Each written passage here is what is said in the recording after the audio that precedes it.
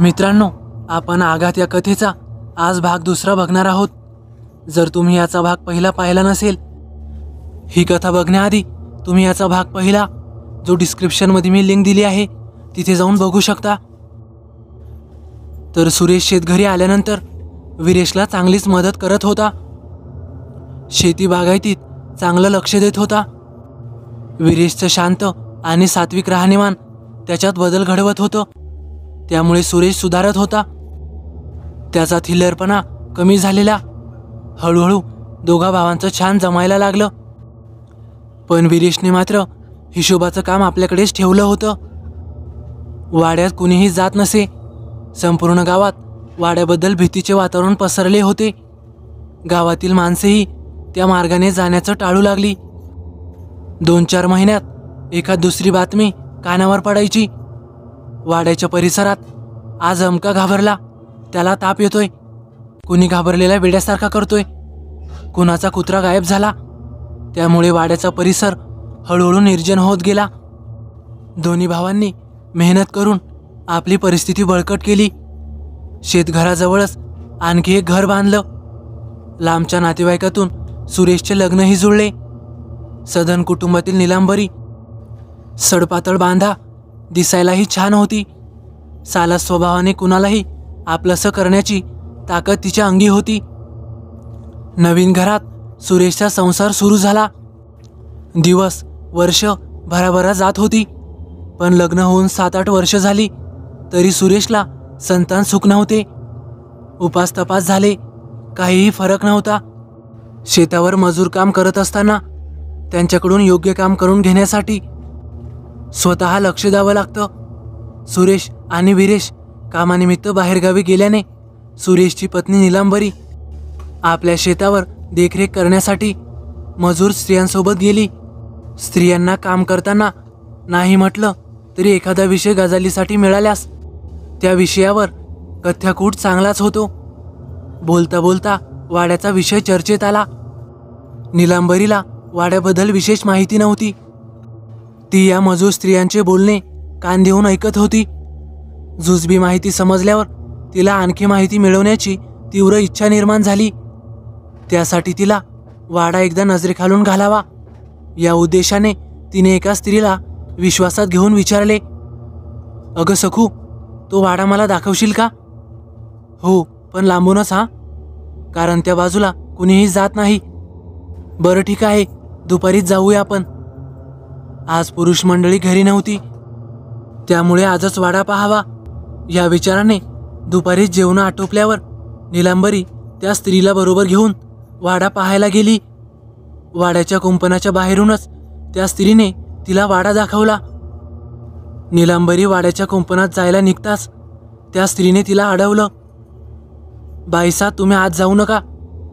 पण निलांबरी ऐकायला तयार नव्हती। आपला वाडा पाहायला काय हरकत आहे असा विचार करून तिने कुंपणाचा दरवाजा उघडला। आतमध्ये पाऊल ठेवताच वातावरणात बदल होत आहे याची तिला जाणीव झाली। शांत असलेली हवा वाऱ्याचे रूप घेत होती। तिला थंडगार हवेचा एक झोक अंगावरून जातोय असा भास झाला। एक वेगळीच धुंदी शरीराला जाणवत होती। ती वाड्याच्या दरवाजापर्यंत गेली आणि दरवाजातच 2 निखाऱ्याप्रमाणे भासणारे डोळे मनाचा ठाव घेतायत की काय असं वाटलं। ती प्रखर नजर तिला वाड्याच्या आतमध्ये खेचत होती। दरवाजाला हात लावणार तेवढ्यात सकूने हाक दिली, "मालकीनताई, मागे या, आतमध्ये जाऊ नका." तिच्या हाकेने निलांबरी सावध झाली। ती मागे आली, परंतु आपला कोणीतरी पाठलाग करतोय असा तिला भास झाला। दोघेही तिथून शेतघरी परत आल्या। शेतघरासमोर असलेले हेळ्यांचे झाड वारा नसतानाही सळसळत होते। संध्याकाळी सुरेश आणि वीरेश घरी आले। रोजच्या प्रमाणे निलांबरीने जेवणही उरकून झोपण्यासाठी गेली। तिने आपण वाडा पाहिला ही बाब कोणालाही सांगितली नव्हती, पण वाड्याबद्दलचे विचार मात्र तिच्या मनातून जात नव्हते। रात्री झोपेतून अचानक निलांबरी ओरडत जागी झाली। तिला पडलेल्या स्वप्नात ती घाबरली होती। सर्वांगाला दरदरून घाम आला। अंधारातही भिंतींवर ते इंगळाप्रमाणे भासणारे डोळे तिला दिसत होते. सुरेशही आता जागा झाला.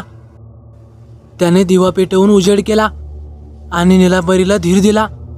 काय ग, काय झालं? काही स्वप्न वगैरे पडलं का? नीलांबरी अजूनही धुंदीत होती. हो, स्वप्नातच होते मी. तिने कशी तरी आपली बाजू सावरली. खोलीत उजेड पडल्यामुळे भिंतीवर दिसणारे डोळे आता गायब झाले होते.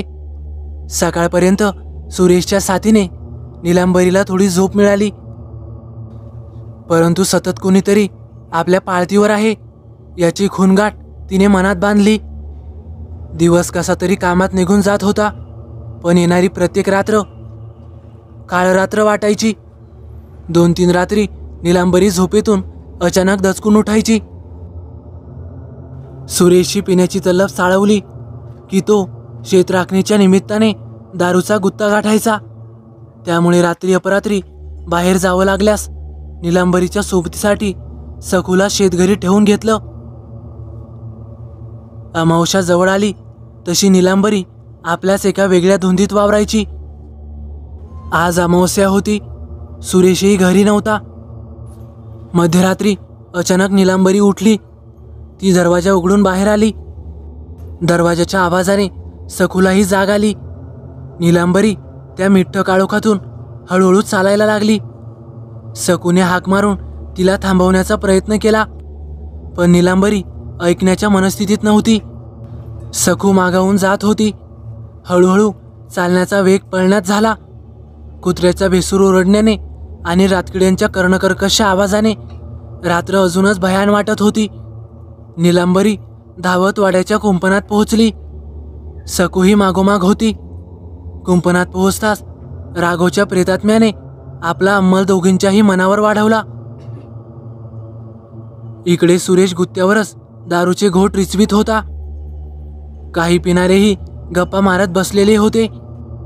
दारूचा घोट पोटात गेल्यावर सुरेशही त्यांच्या गप्पांमध्ये सामील झाला.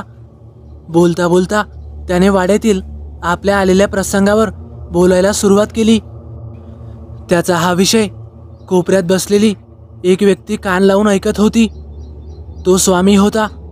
किरकोळ दिसणारा, परंतु काटक आणि कणखर असा. त्याची नजर एखाद्याच्या मनाचा वेध तात्काळ घेणारी होती.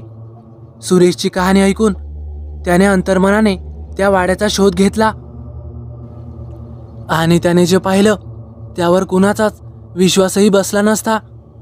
बसल्या जागेवरून त्याने हाक दिली, आदेश. आदेश ही जरा बसलेली हाक अशी वातावरणात घुमली. ती थेट वाड्यापर्यंत पोहोचली. आसमंत थरथरवणारी हाक वातावरणात घुमताच वाड्यात चाललेल्या थरारक प्रसंगाला एक प्रकारचे बंधन पडले होते. स्वामी ताडकन जागेवरून उठला आणि सुरेशला म्हणाला, जर तुम्हाला तुमची बायको जिवंत पाहिजे असेल तर ताबडतोब आपल्याला वाड्यात जायला पाहिजे. क्षणाचाही विलंब खूपच महागात पडेल. स्वामीचे शब्द ऐकताच सुरेश घाबरला. आपल्याला वाड्यावर जावं लागणार म्हणजे नीलांबरी नक्कीच धोक्यात आहे हे त्याच्या मनाने ताणलंच. सुरेशलाही माहीत नव्हतं हा स्वामी कोण, कुठला, पण त्याच्या निश्चयी स्वाराने तो वाड्यावर जाण्यास तयार झाला. स्वामी हा मुळात स्वामी नव्हता, तर त्याला मिळालेलं टोपण नाव स्वामी होतं. स्वामीची पूर्वपीठिका पाहायची झाल्यास एका गरीब कुटुंबातील, सदा डोंगरदऱ्यातील वस्तीत वाढलेला, मोलमजुरी करून उदरनिर्वाह करणारा, तरीसुद्धा कोणी दारावर आल्यास त्याची तहानभूक भागवणारा. एक दिवस सदाच्या झोपडीत एका नाथपंथी बाबाचे येणं झालं. त्याचा आदरातिथ्य त्याने आपल्या परीने व्यवस्थित केलं. खाण्यापिण्याबरोबरच बाबाची चिलीम भरून देणे अशी सर्व कामे तो करायचा. त्याच्या आदरातिथ्याने प्रसन्न होऊन त्या बाबांनी सदाला आपलं शिष्य बनवलं. त्याच्याकडून काही मंत्रशक्तीची साधना करून घेतली. ज्यायोगे जनकल्याण घडेल असे मार्गदर्शन केले. मंत्रशक्ती सामर्थ्याचा उपयोग आपल्या स्वतःच्या आर्थिक मिळकतीसाठी न करता दुःखाने पीडित असलेल्या लोकांच्या कल्याणासाठी करावा, तरच दैवी शक्तीचा सदुपयोग होईल असा आशीर्वाद दिला. कोणत्याही ठिकाणी जास्त वस्ती न करण्याचा सल्लाही दिला, कारण एकदा का प्रसिद्धीचा शिक्का बसला की त्यातून सुटका होणे कठीण जातं.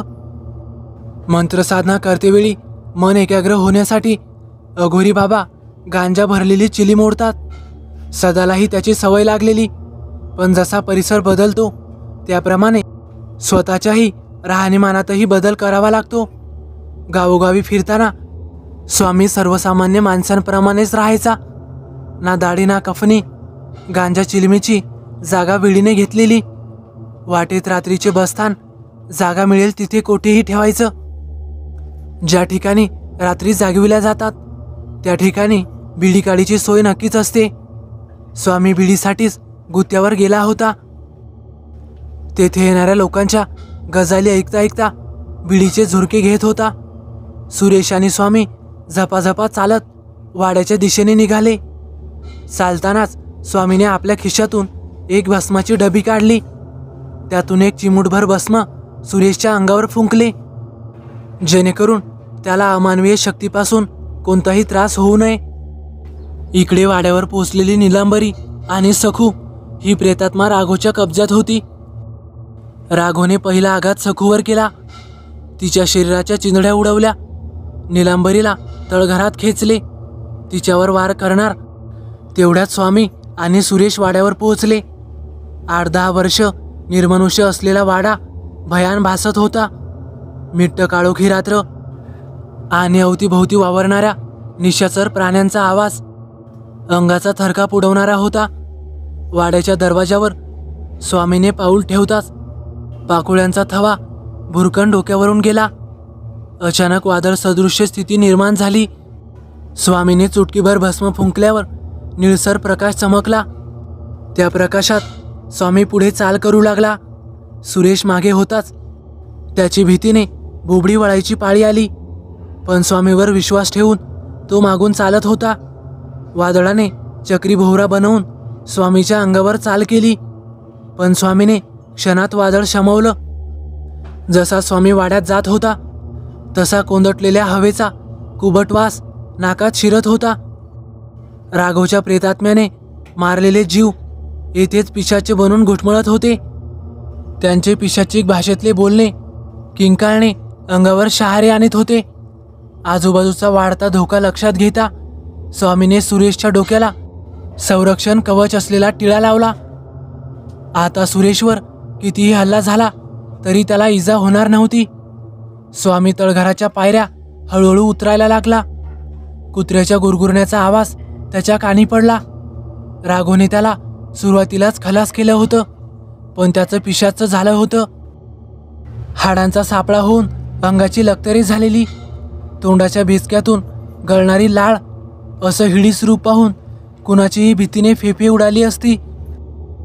स्वामीने काही मंत्र म्हणून भस्म फेकले. भस्म फेकताच कुत्र्याची हाडे खळकन जमिनीवर पडली. स्वामी तसाच पुढे गेला.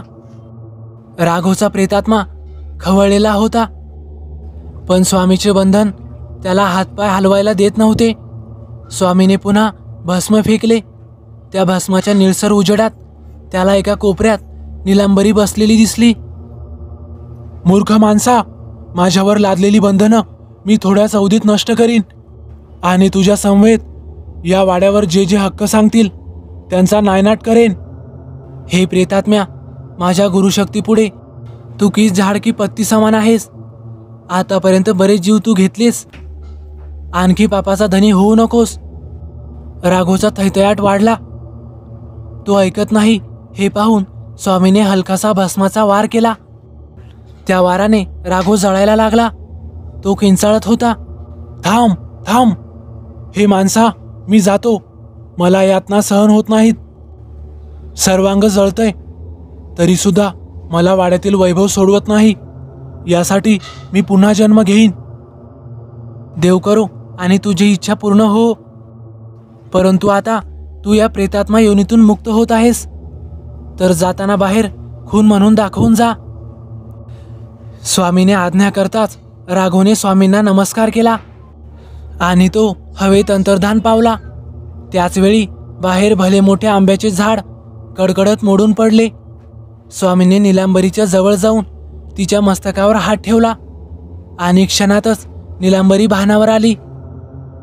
सुरेशने पुढे होऊन तिला हात दिला. वाड्यातून सर्व बाहेर पडून शेतघरी आले. या सर्व नाट्यात पहाट कधी झाली ते समजलेच नाही. सर्वांनी आंघोळ आटोपून वीरेशने आणलेला चहा घेतला.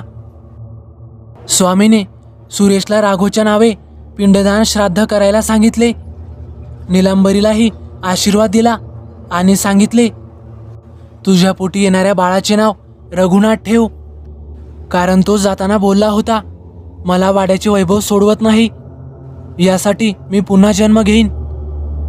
रघुनाथ नाव ऐकल्यावर नीलांबरी दचकली. तरीसुद्धा मी आई होणार या भावनेने सुखावली. अतृप्त आत्मे पुन्हा जन्म घेतात, म्हणून मला वाटतं पूर्वीची माणसं आजोबा पणजोबा यांची नावे नातवांना किंवा नातीला ठेवत असावीत. तर मित्रांनो, कशी वाटली तुम्हाला ही भयकथा? आवडल्यास नक्की लाईक करा. आणि हो, प्रभाकर बुचडे यांची ही भयकथा असून याचे सर्व श्रेय हे त्यांनाच जाते. कथा आवडली असेल तर नक्कीच लाईक करा, कमेंट करायला विसरू नका. आपल्या चॅनलला आतापर्यंत सबस्क्राईब केलं नसेल तर नक्की सबस्क्राईब करा आणि बाजूला येणाऱ्या बेल आयकॉनलाही दाबा. तर चला भेटूया पुढच्या व्हिडिओत. धन्यवाद.